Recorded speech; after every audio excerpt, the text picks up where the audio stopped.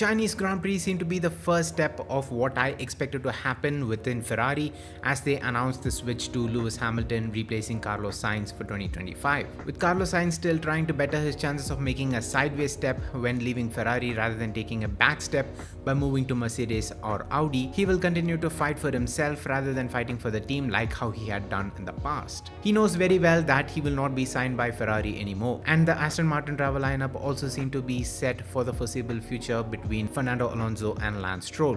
So the options that he has left on the table are Red Bull, Mercedes and Audi. With Audi supposedly putting up a lucrative deal on the table to sign Sainz, it looks like that's where he'll be headed for 2025 and beyond. But I'm sure as long as there is a seat open at Mercedes and Red Bull, he'd want to give it his all to be signed either with Red Bull or Mercedes, so that it's either a sideways step or a slight backward step rather than a drastic one if he is signed with Audi. The Chinese Grand Prix has shown signs of the inter-team dynamic at Ferrari being at strain, with Leclerc and Sainz battling it hard at the sprint and at the start of the feature race, compromising on the team's result. I think things could get only worse from here, as Sainz, despite being told by the team to look at the bigger picture, he'd still want to show the world how quick he is, and he would much rather prefer to finish ahead of his teammate because that gives him a better chance of getting a much better deal for the 2025 season. Carlos is a man who has always managed to find a sweet spot between performance and consistency.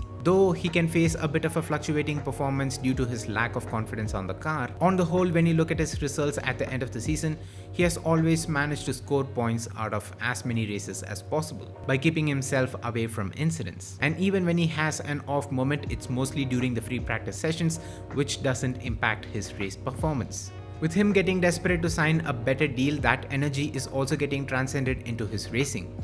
Personally speaking, I wasn't too happy with the way he raced at the Chinese Grand Prix. I feel like if he had raced the way he had raced in the past, he would have been able to pull together a much better result. With this being just the start of what is to come for the rest of the year, I'm both curious and excited to see how Ferrari is going to manage both their drivers for 2024. I expect some more high-octane wheel-to-wheel combat coming between Charles and Carlos, and so far since they've been teammates, they've raced wheel-to-wheel but have always managed to bring both the cars home safely.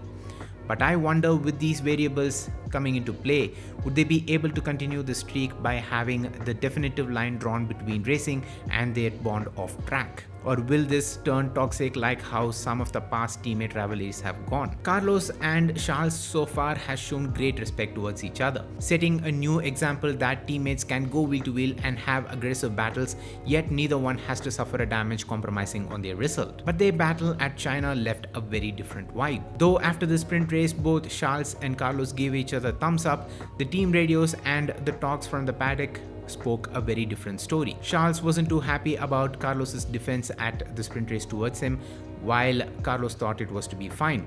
It was the first time both the drivers have had a disagreement of their on-track battle. The Chinese Grand Prix might have painted a picture as to what is to come for 2024, and I'm here for it. I feel like despite how aggressive racing might get between these two, I feel like these two will always bring both the cars home safely without damage. I mean, that's the kind of example that they've set in the past. But that also doesn't mean that we will not get a similar racing like how we had in China between these two. So I don't know, man, this could be very interesting to see how Ferrari is going to manage both their drivers, and it's also going to be exciting to see how things are going to unravel between these two teammates, as it has the prospect of ending both in good and in bad terms. And I'm curious to see on which end it actually ends by the end of 2024.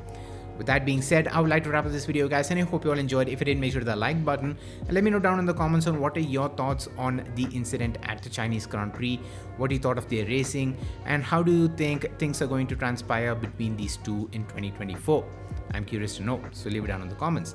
With that being said, subscribe to the Master channel if you haven't already, and also hit that bell icon while you're at it so you get notified whenever I upload a brand new video. And until next time, it's me, Vinesh from Master, and I'm out.